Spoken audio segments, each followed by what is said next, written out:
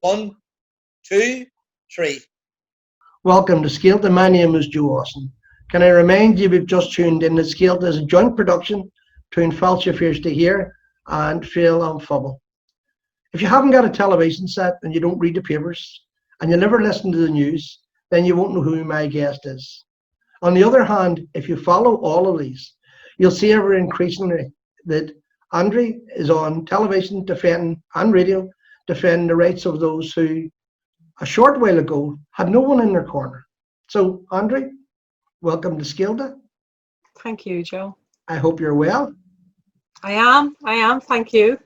One of the things that we do when we find a victim, a guest, what we do is we try and suss out bits and pieces about them and, just simply to embarrass them. Not that I would do that with you, but we try and figure all of that out. So I said earlier on that, increasingly, and I don't know how planned this is, increasingly when you turn on television, in fact, just the other night, or turn on the radio just the other day, or open the local press here, you find either your face or your story about those who you are defending. Okay, so tell us a bit about yourself. How did that journey from quiet Dublin girl, which I find hard to believe, to campaigner, where did that journey originate from, and how did you get to where we are? I suppose, like everybody, you have a journey that is unexpected and you roll with as you're growing up. I grew up on the Portobello end of the South Circular Road in Dublin in the 70s and 80s. And it was a very cosmopolitan place, unusually, I suppose, for 1970s Dublin. There were a lot of people from Bangladesh and Pakistan living just where I was. And my mother, because she'd had very cruel experiences of Catholic schools as she was growing up, sent me to the only Jewish school in Dublin, which was around the corner. So I went there and had all of my primary education in a Jewish school as one of the very, very few Gentiles in the school. And I spent the first half of my secondary education in the Jewish secondary school, Stratford College in Rathgar. So all of that sounds very middle class and very privileged, which to a large extent it was. I was very, very lucky. However, of course, there's always another side where 1980s Dublin was also incredibly poor, increasingly so. And my father was a victim of that. And his business failed. He was bankrupt and we lost our home, the home that my mother was born in, actually. And so then their marriage didn't survive and I moved. My mother and my two brothers and I moved to Tala in Dublin. And if you knew Tala at that stage in Dublin, it couldn't have been more different to what Portobello was at that time. We moved into a house in Fettercairn. We woke up, there was a very large garden, which is something we didn't have in South Circular Road, but there were horses in it, right? Big piebald horses were in the garden when we woke up. There were no footpaths to anywhere, and shops were like easily a mile away when you had to go to anything. So you had thousands of houses all piled in with absolutely no resources. But the one thing that was there was a school that I went to, St. Mark's Community College, and I did my leaving cert there. So the last 2 years of school I was there. And I suppose that was when I can remember that I became politically aware. So I was kind of interested in global things, but in terms of socioeconomic standards and also women's rights, that's what really spoke to me. So my mother wasn't the only woman in our street that at that stage you'd have been called an abandoned wife or a deserted wife. And in fact, the benefits were called that. So my mother got a deserted wives allowance. And plenty of other women were in the same boat. But none of them had cars. They all had to walk across fields to get to bus stops to be able to go to shops. And I can remember vividly seeing a woman, and she had a baby in a pram, she had a toddler on her side, and she was also pulling a shopping trolley. And she was trying to get across this mucky field to a bus. And I said to myself, men don't do that. you know, Yeah, women yeah, yeah. have this, and women have a particular experience of poverty. So I think that's when I became politically aware at the age of 15. The separation of your parents and the economic consequences of that, and your father's business, as you point out, how traumatic was that for you? I mean, you had what I'm trying to kind of get to, that at one kind of swoop looked like you'd lost nearly everything. You know, the home, the job, the home, the income, and then your father, for whatever reason, goes as well. Was that a particular harrowing time in your life? I look back, my mother had me when she was 16, so she was very young. She was in her early 30s. And this was the house that she grew up in, and the house where we grew up in. And it was big. Now, I mean, don't think it was palatial or anything like that. There was a whole part of the house we didn't go into because it was completely derelict, and the rain came in the roof and stuff like that, right? But I mean, it was a big house with lots of bits and pieces in it. And for my mother, it was completely devastating. The physical wrench and the emotional wrench was absolutely horrendous for her. And she had three, you know, I was 15, my brother was 13, and the youngest then would have been about 5. And it was devastating for her. And of course, children only feel safe when their parents feel safe. And my mother no longer felt safe. And I think that was much more than the economics, because, you know, the material things, in fairness, didn't matter as much, but that emotional fear certainly resonated, and we felt that. Grandparents, did they have an impact on your life? Did you have a relationship with them? I had this really strange kind of growing up that both of my paternal grandparents had passed away, so I have very little memories of them. I think I was 3 or 4 when they both passed away. But I remember the family farm. It was on the outskirts in Saggart of County Dublin at that stage. So I can remember the farm and chickens and that kind of thing was kind of obscure. But far more influence was my maternal grandparents. So my grandfather was English. He came from Leicester, and he moved over in the 1930s to Ireland.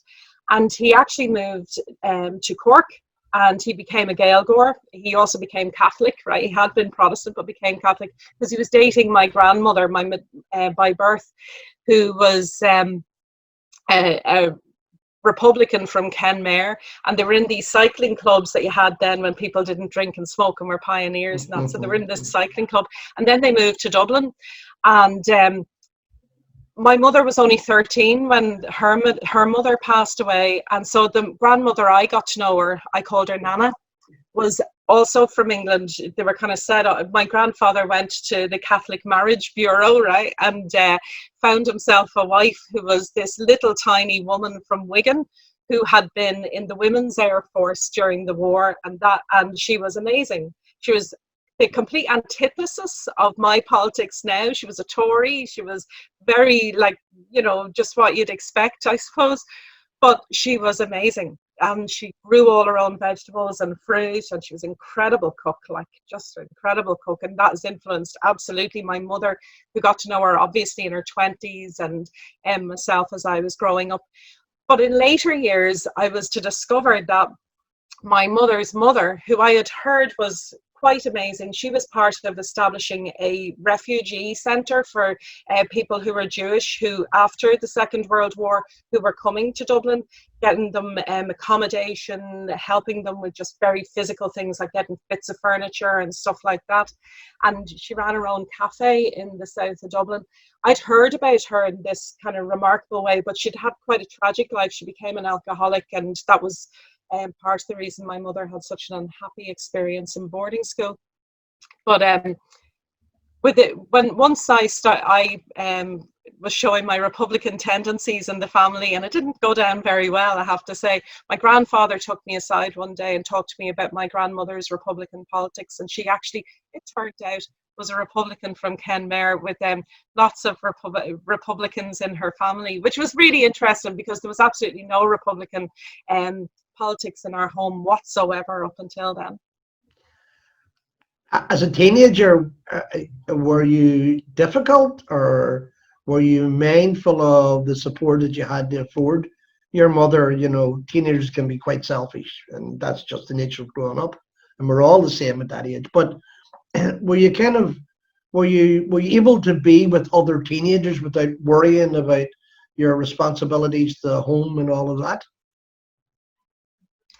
I would say in my early teens, I was very much a conventional child. I was lucky to be good at school, and school suited me. So I was very academic. I was very booky, really into books, and that it wasn't until I became politically active that I think the selfishness came in. My mother worried a lot about me, and to be a Republican in Dublin at that stage was very, very difficult.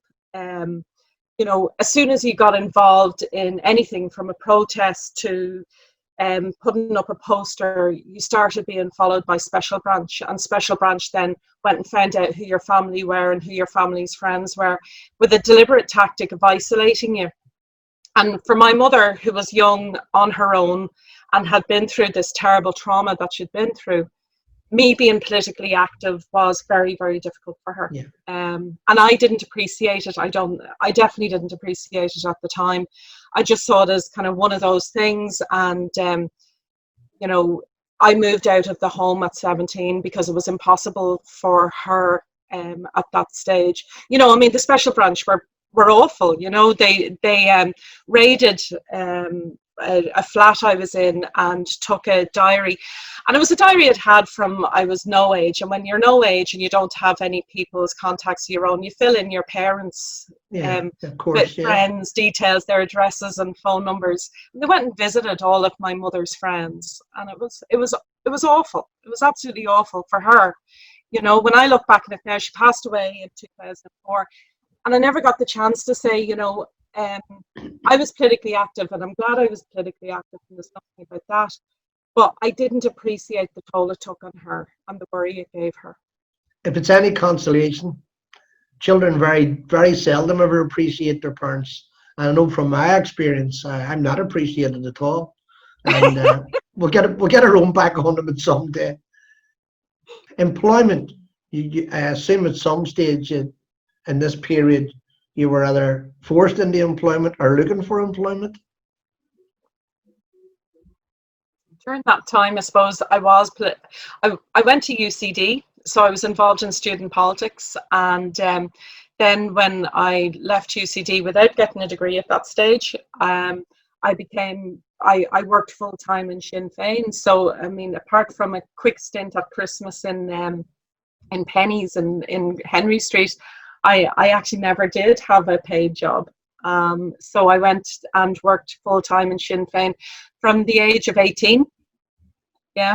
I worked first of all on Fublocked. I was one of the proofreaders in there. I remember you in Fublocked.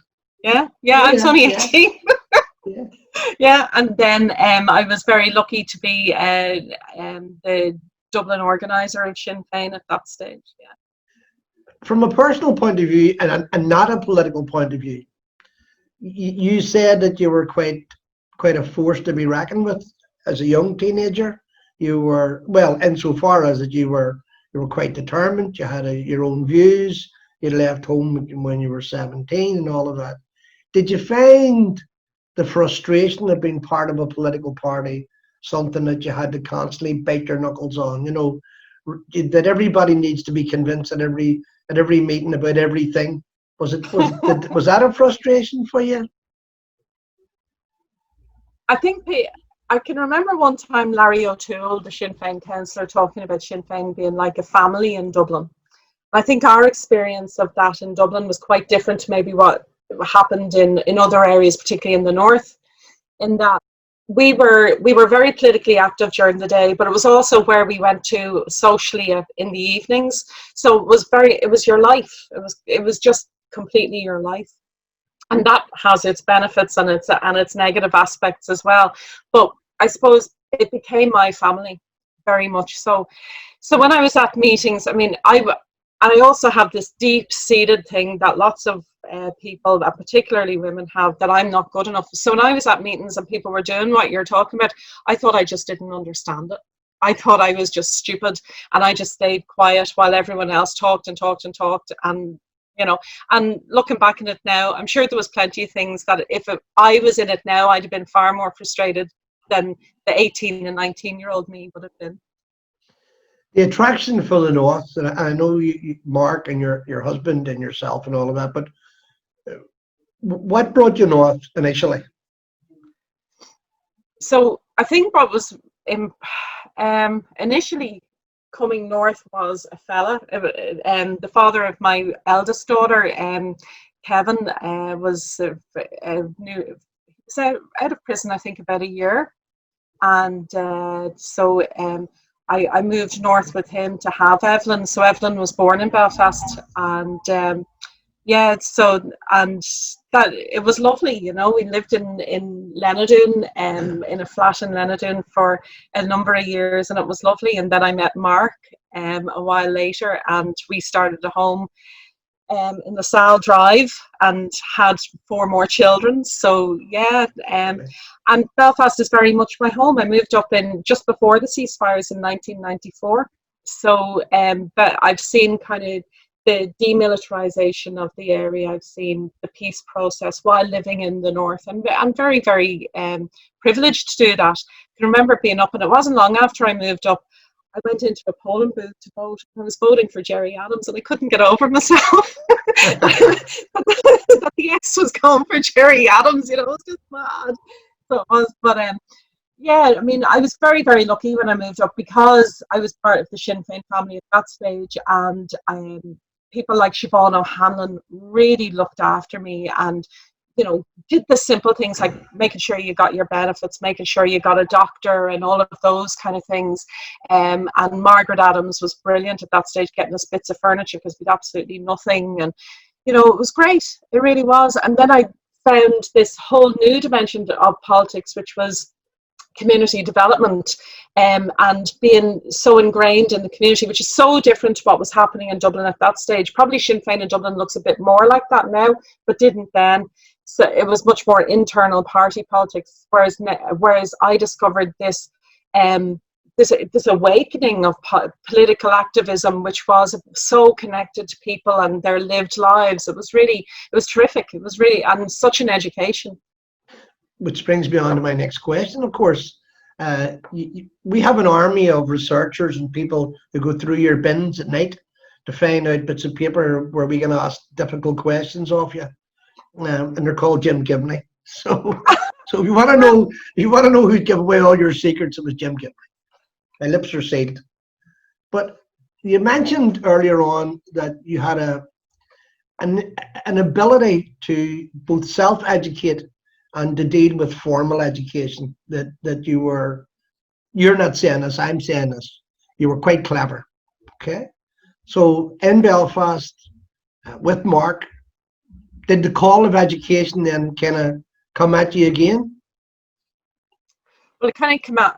I always felt very insecure about never having finished my degree. I always felt that was something that I failed at, you know, and that deep-seated thing had been there.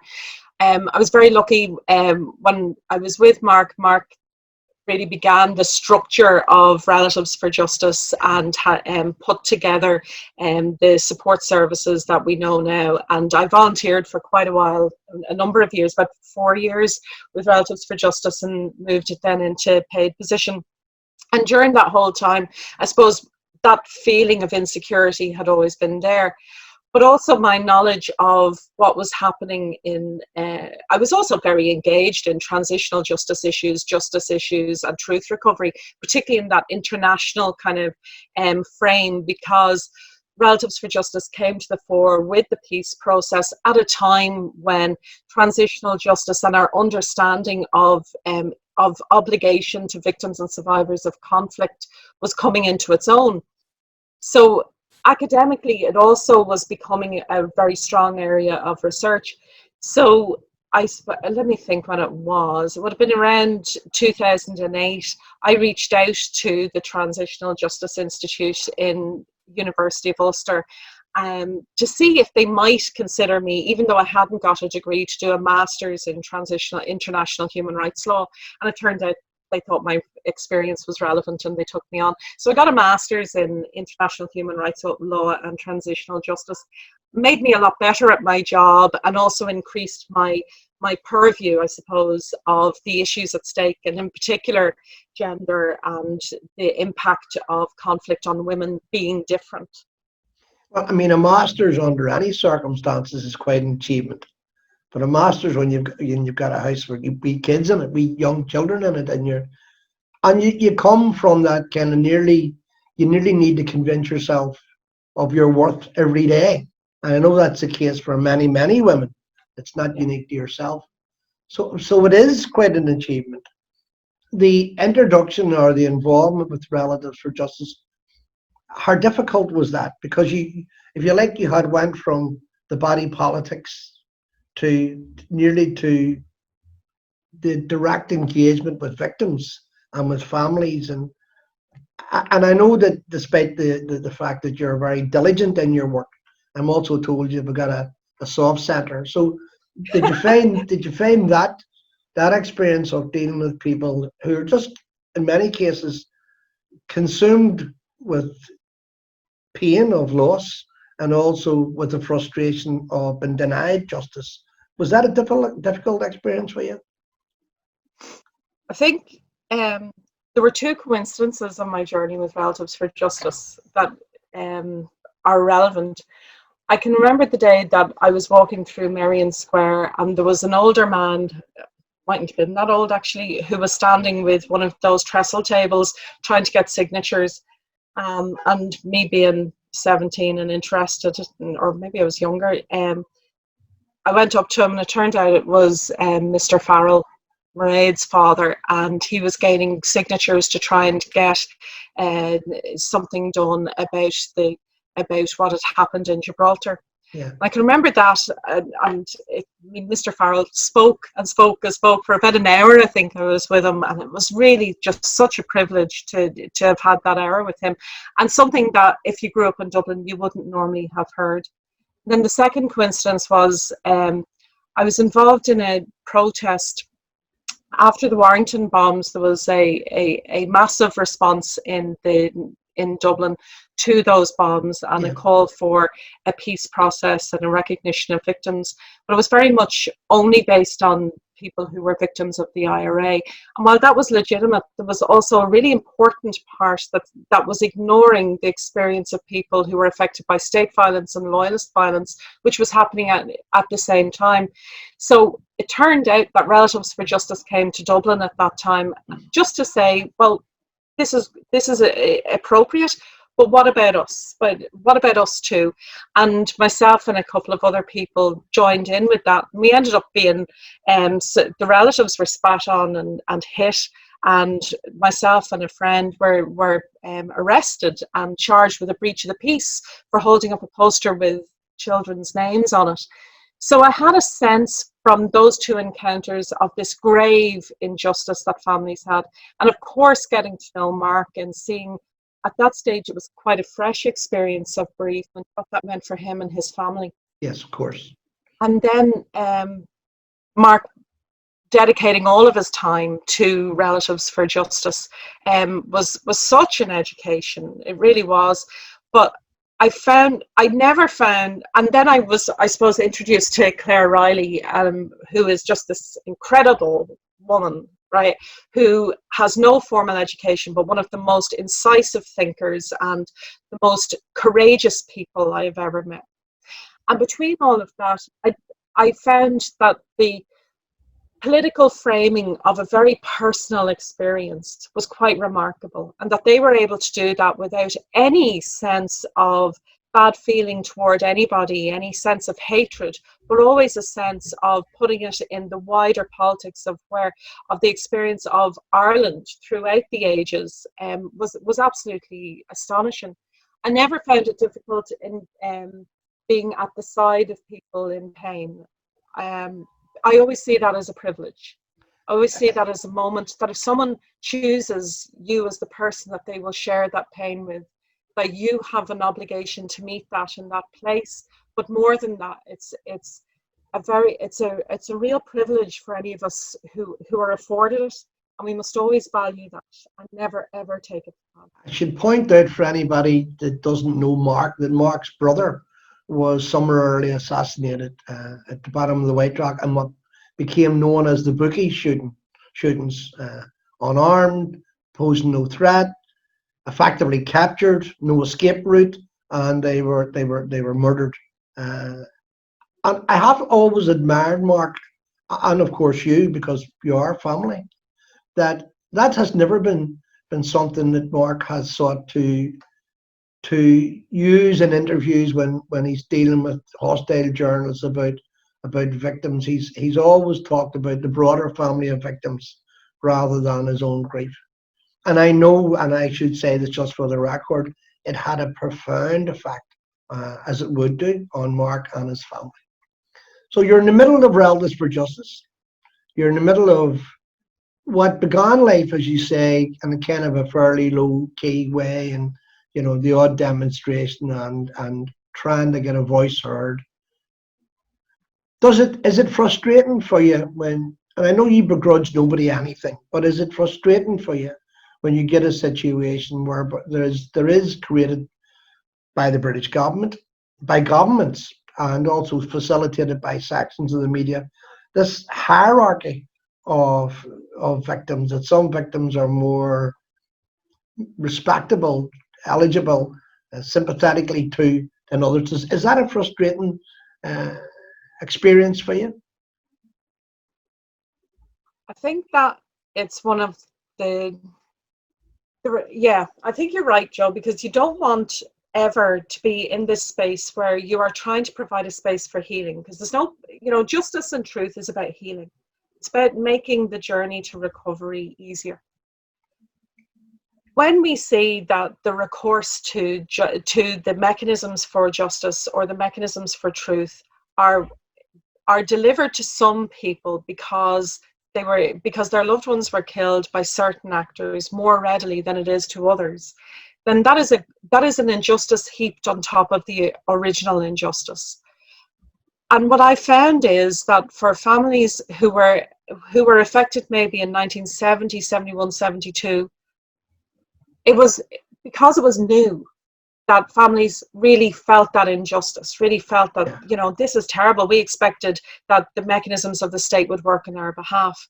By the time it got to the 80s and 90s, families expected no different, because there had been decades of this institutional denial of truth or justice, or the very basics, rudimentary basics of investigation. And that is a sin.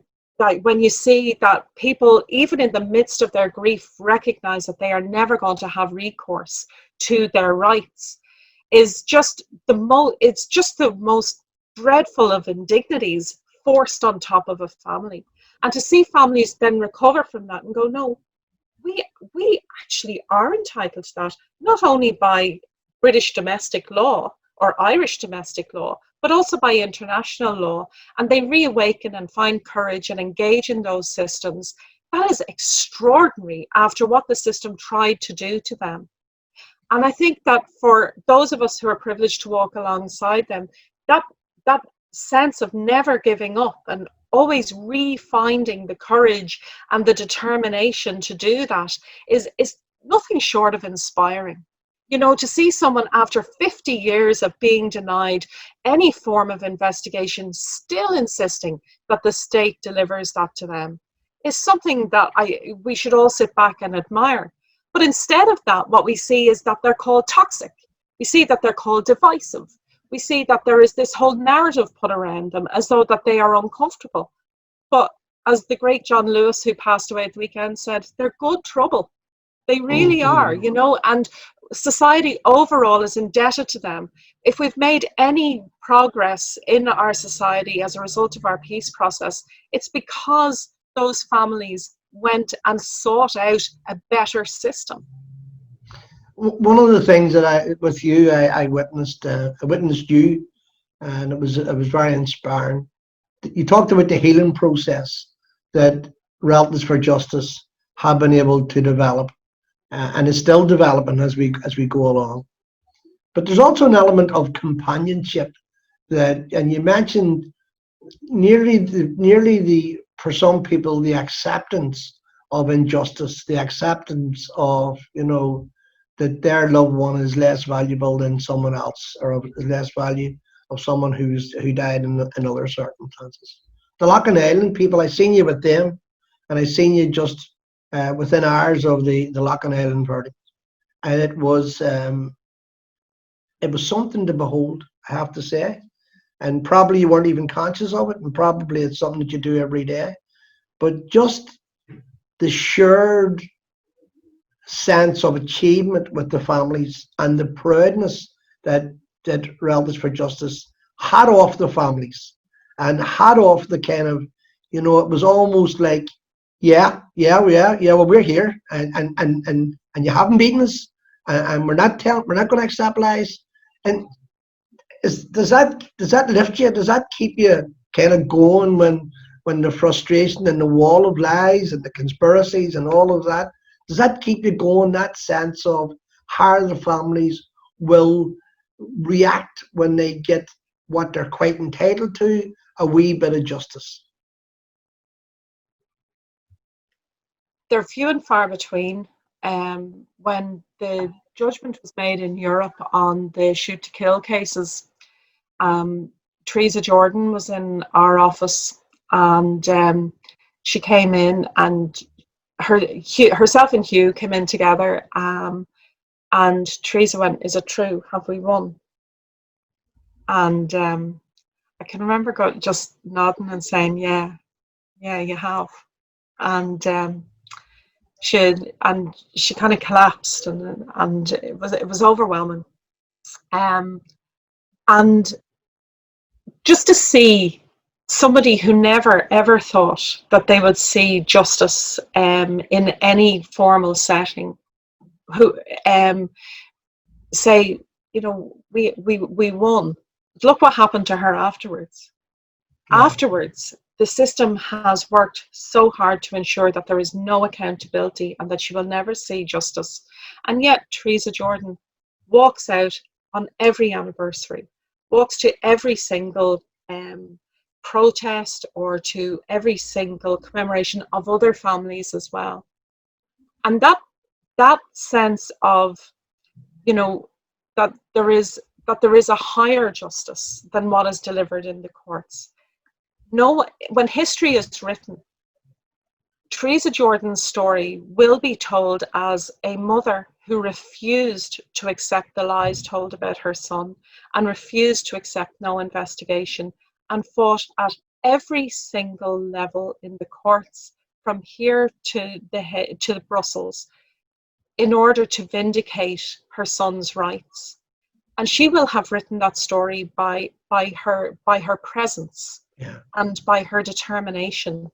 And she may never see accountability in terms of the formal moment that is delivered. But with what happened in Europe, and with all of the challenges she has done, we will ensure that her grandchildren will see that their granny never gave up, and that justice is something that is pursued and exemplified even in its denial. You mentioned the recent death of a Black American activist, and I listened last night to a quote from him, and he said, "The biggest crime is not injustice. The biggest crime is not fighting injustice." And I think that's very much. So you're campaigning along, you're popping along, you're doing all the things with Relatives for Justice, you're rearing all these children, fighting for most of them, but you're rearing them all. And then all of a sudden you nearly die on us. I know. This is much a shock to me as well. Oh, absolutely. So tell us, I don't know how much of it you can tell us, because I know that you were out of it for quite a long time, but just for the viewers, so tell us what happened. Well, my son had been accepted into university in England, so we brought him over, as you do, and said goodbye to him very tearfully, and came home. So we were really tired. It was a Friday night, and the other son was out at culture night in Belfast, and I'd been having just this really horrible, what I thought was sinus infection for a couple of weeks and desperate headaches. And I was actually off work the week before, and because I just flipping couldn't get over it. And then I was up all night worrying about the lad who was out at culture night. And of course, he stayed in a friend's and he just didn't bother to text and whatever. But I was like texting his friends, trying to get them on Facebook. Eventually found out, yeah, he'd stayed in his mates. And that was about 3 a.m. And so I tried to go to sleep, but I couldn't because the headache and everything. I was like, I'm going to have to go to a doctor about this. This is just really annoying me. And so kind of nodded off. And at about 8:30 the next morning, I woke up and I got an almighty pain up my face. I was like, I also have to go to a dentist because this tooth has killed me. And I went into what was a seizure. I had a seizure and I went unconscious for a while, woke up and there's ambulance people and Mark and the kids and everything, and then was brought to hospital in an ambulance. And when I was in the hospital, they scanned me and they says, you've a lesion on your brain. And it turned out it was a brain tumour, a slow-growing brain tumour. That must have been there for quite a while. So it had been causing things that had been annoying me, but I'd put down to getting older or just being tired because I had a lot on, because I was also doing the political commentary as well as the work in RFJ, as well as rearing the kids. And I had been feeling worn out. So I was getting things like cramp in my left leg and headaches, as I say. And I'd had deja vu a couple of times. So it turns out that the cramps in my leg and the deja vu were actually seizures being caused by the tumour, which was kind of just growing there. So it turned out it was the size of a hurling ball, right? And so that was on the Saturday. On the Thursday, I went in and they cut me open from there to there, a new hairline across here, and they took out most of it. Some of it is kind of left, kind of because it's on a nerve, like that big thing that goes down the middle of your brain. It's kind of on that. So it took a long time to recover, and it really does. You know, the surgery I think was about 9 hours. They reckon that it's about 3 months recovery for every hour you're in surgery. And the frustration and the kicking against the world certainly kicked in. Yeah. So that was in October, and I kind of got over myself and realized, you know, this isn't unfair by Christmas, but it took a while. I was very annoyed at it all. I talked to Mark about it actually at the time. Initially I didn't know that you had taken the seizure. I learned actually by complete fluke. I met Mark. He was coming out of one of the stores, and I had asked him, as you do, how are you? And he I know he won't mind me saying this, but he began to cry. And he told me that you had been rushed to hospital, that he was going to lose you, that this thing couldn't be cured. It was so, and as you say, the size of a hurling ball and so on and so forth. And he got it wrong because you're in front of us, so you did get better. But I met him then after, on that journey of your recovery, getting better. And I asked him about you again, and he said, I can't keep her down. No matter how many times she's told to rest, I turn my back and she's putting bins out, or she's doing something, or she's gone from where. Did you find that nearly imposed resting period, was it difficult for you? That was a nightmare. And it turns out I'm a terrible patient. It was terrible. I could, you know, you'd feel in yourself like, I mean, the great thing is, you know, that everyone experiences these differently. Cognitively, I was still grand, and to be cognitively grand and your body to be somewhere back there is really frustrating. And so, you know, I got an appreciation of what chronic illness looks like. I mean, luckily for me, most of my physical kind of being able to do has come back. I mean, it has taken, as I say, it's taken a long time. And I will be honest, it's only in the past 6 months that I actually feel that I can go in any way physically the way that I had been going before. And it's still not all back. And, you know, rationalizing that and coming to terms with that is very, very difficult. And I often think about, there's people who don't get the opportunity I have. They don't, they'll wake up and it will always be their left hand side will be gone or whatever, and that must be so hard. You mentioned the way at the beginning of this interview, and I think this is the case for lots of women in particular, that this sense of not good enough or sort of nearly second classism that's in your head. Was there an element of that coming through? Did you have to get better quicker than everybody else? Did you have to get better to where you were? Did you have to be back in work 2 weeks earlier than you should have been back? Was that a factor or not?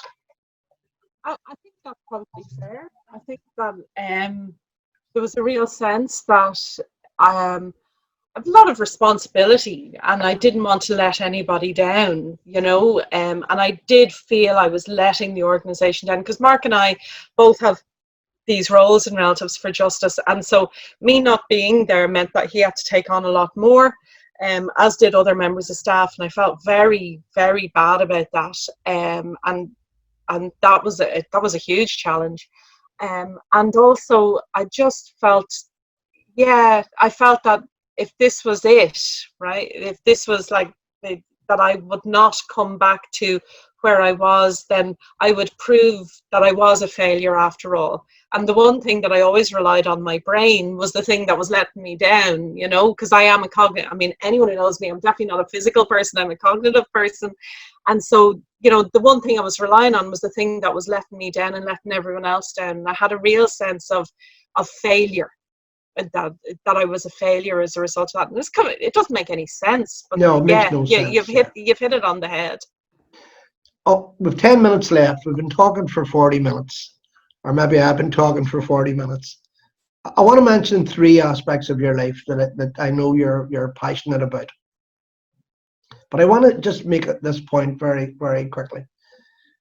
The facts of the search for justice that Relatives for Justice were able to bring to bear, and the American dimension to it, to go out into America, to go into that audience and to convince huge sections, important sections of American society that they needed to defend and support Relatives for Justice, is both very rewarding, but it's very exhausting, and you've been there, you're doing 20, maybe 20 meetings a day, and you're lobbying people and you're all of that.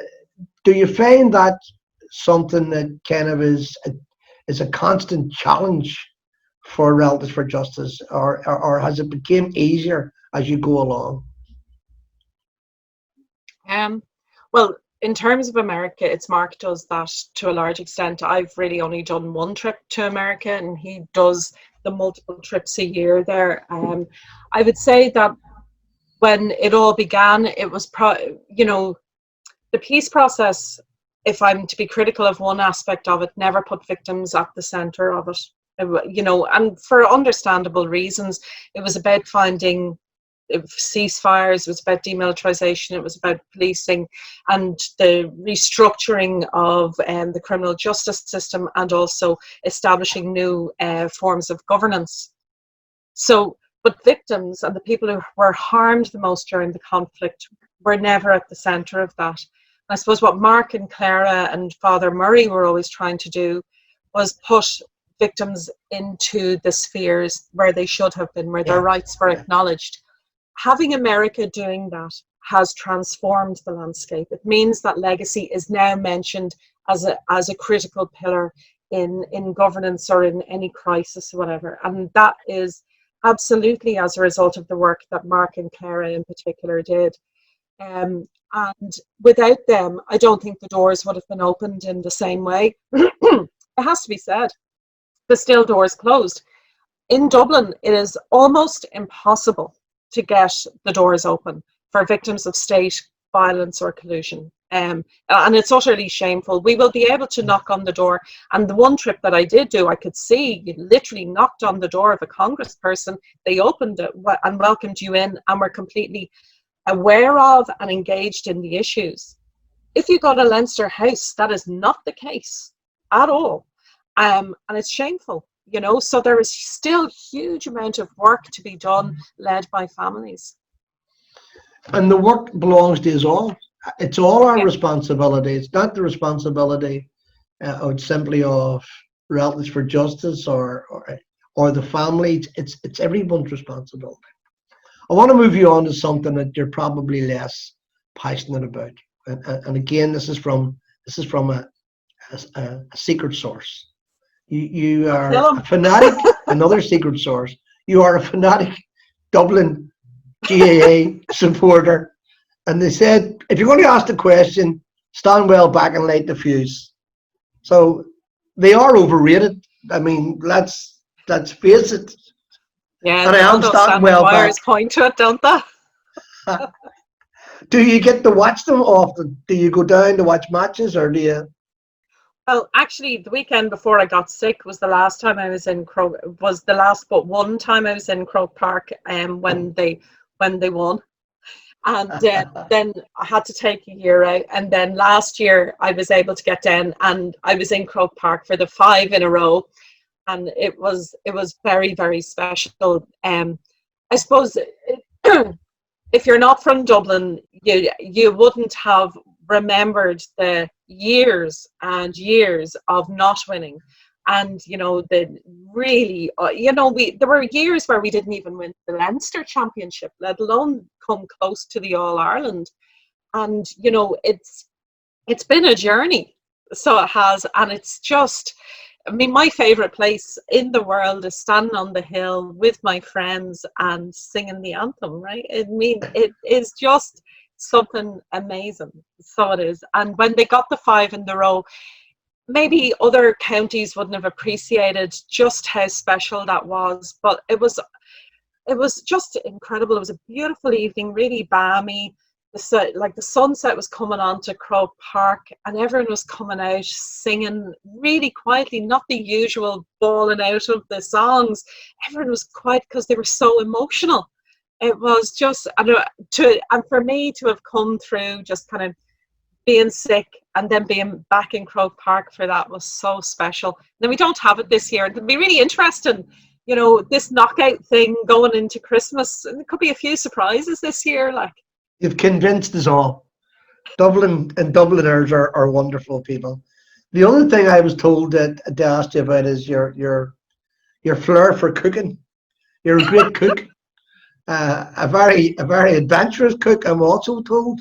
So you get something, and you really, when this is where people are eating with the family, the people who are invited to eat with the family. So something may be described as something, but it may not necessarily be that, because you're always inventing and always kind of trying to rejig recipes and all of that. Do you find cooking, do you find it therapeutic? Do you find it relaxing? Yeah. There's two things about it. As I mentioned earlier, my mother was a really good cook, and so was my nana, like just amazing. So I grew up in a house that when, I suppose, like 1970s and 80s, there weren't a lot of new ingredients, but once they started coming in, then the repertoire expanded.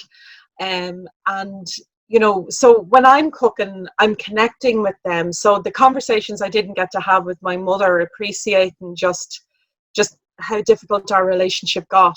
I'm able to do it through this cooking, right? That I'm kind of remembering her and remembering the times when we were just together, very quietly shelling almonds or peeling potatoes or whatever the things that you did very quietly together. But then I also do like pushing the boat out, and you know, some things I do are desperate, right? They're really awful, but the people who come and eat it usually get something I've experimented on a couple of times, and they usually eat it all. So we're in our last 5 minutes, and I want to touch on this just as a marker, and I know that we could do a separate program about it. We've talked very much about victims and hurt and difficulties here in Ireland. I know you're a great defender of solidarity, and I know that Belfast has very thankfully been the host of large numbers of refugees from other war-torn countries. And I know that you've opened the door, that Relatives for Justice have opened the door to some of those people in terms of whatever help that you can be in that sense. Is that difficult? Is that a difficult kind of journey to be involved in, given all the stuff that you're already doing? No, I mean, that is the one thing about Relatives for Justice and the view that it has, that it's very much an international model of recovery. So, you know, and it's an international model of recovery in that it's not medicalized. It is very much your journey toward recovery will be influenced by your experience in your community, whether you have had truth and justice, whether you are empowered to be engaged in processes of recovery. That is an international model. If we were to stick to what models were here, it was just like, forget the truth and justice, get a bit of counselling or a few tablets to keep your nerves under control. And it was very, very poor. So seeing people coming from international experiences, particularly Latin America, but we also have other people who come in from other areas of conflict in Europe and in Africa. It was very, very easy, and it wasn't a decision at all to say that people who are affected by conflict, irrespective of the site of conflict, will have very similar needs and very similar pathways toward recovery for them. And many of those people are women, actually, and young people. Last 5 minutes. So you're now a granny, I believe. Are you? Yeah. Yeah. Nisha's 6. Yeah. And are you a nanny or a granny? Because it's very important. I'm a granny. Turned out. And do you see all those kind of traits from your mother and from your own nanny? Do you see them coming through and you're dealing with your grandchild? Or are you self-made granny? It's probably, I mean, the one thing, my mother never got to be a grandmother because she died so young. I think what I try to do as a grandmother is what my nana did do, which was make the space safe. No matter where it was, you knew you were safe there. No matter what you got up to, no matter where you explored, it was safe, and that the food was going to be good, right? And you were always going to be tucked in nice and warm. And that, I suppose, maybe, and I haven't thought about it before this moment, maybe that's what I do. I try to do anyway, you know. But she's also very lucky in that her aunts and uncles are all much younger, and so she's lots of people to play with and torture as well. So she has a very different experience than what I did. And I was the eldest grandchild, and there was nobody else of my age range with my nana and granda. Plans for the future? Do you have any? Or I know you say that that some part of you is still recovering from the illness, but do you have, do you have things that you are checklisting off? This is what I need to do. This is what I want to do. This is where I want to go. For instance, I have to say that, and this is an example of your ability, you're excellent on radio and television. Do you intend to do more of that? Do you find that difficult? Do you find it frustrating? It kind of all happened by accident. So it's actually unbelievably, it's four years ago now that Martin O'Mwillior asked me to do the column in the Andersonstown News, which came at me sideways. It was Father Des was retiring at that stage, so I took that on, and it was to do it for 8 weeks. So it's still going, and it's still appreciated. So that all went well. And then around the time that Martin McGuinness collapsed the executive, Danny Morrison didn't really want to do as much commentary anymore, so he asked would I take on a little bit of that. So I did, and that went well, and people seemed to like it in terms of my analysis of what was happening. So it because it all happened by accident, what I said was, look, I'll do this as long as it's fun and I feel that I'm making a difference. And so far so good. Even with the illness coming in the middle of it, so far I've been able to do that. And so I suppose what I found though is that I like writing. So if I have any plans, it's for the expansion of Relatives for Justice. We certainly need better resources in terms of physical resources for families in the long term to always have in terms of their recovery from trauma, because we know about transgenerational trauma, and you know, we are definitely seeing the children who were of those killed coming forward. So we need to do more in terms of that. But in terms for me personally, I probably do want to write more and write more expansively than I have today. Laced through all of this conversation from the beginning, an hour ago, what seems like 5 minutes ago, is this striving for justice, for the rights of those who need to struggle for them. And you made the point, and I made the point, that this is not simply the responsibility of Relatives for Justice, that organisation. That justice is all of our responsibility. It's what we need to be doing. It's what we need to be defending and arguing for. So, do you have a line, a message where you say to people, you know, be alert, be careful, you know, not to put words in your mouth? How do we all support the fight that's been waged? Because this is me personally and not on behalf of the organisation, and speaking as someone who is Republican and has a Republican analysis, I think we need to see striving for truth and justice for everyone who's been affected by our conflict, irrespective of the actors, as very much part of moving towards self-determination. Because if we are striving for a country that has self-determination in all of its parts, then we need to ensure that those who've been most harmed can be equal participants in that. So that means that we have to look out for those who are hidden, those whose experiences may not sit comfortably with us, but who will be part of a newly self-determining island. And we need to make space for that. And we need to create structures to ensure that they are given the recourse to rights and to equality, to be able to participate as equal citizens.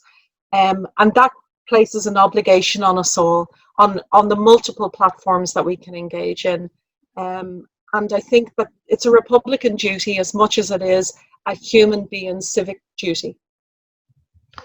Andree, on those closing words, I couldn't add to them, and I think they're very pertinent and they're very relevant. Can I thank you for being a wonderful guest? Can I apologize for embarrassing you? And can I also tell you now and give you notice now that we'll be inviting you back to have another conversation. So this has been Scéalta. You've been my guest. Thank you. Thank you, Joe.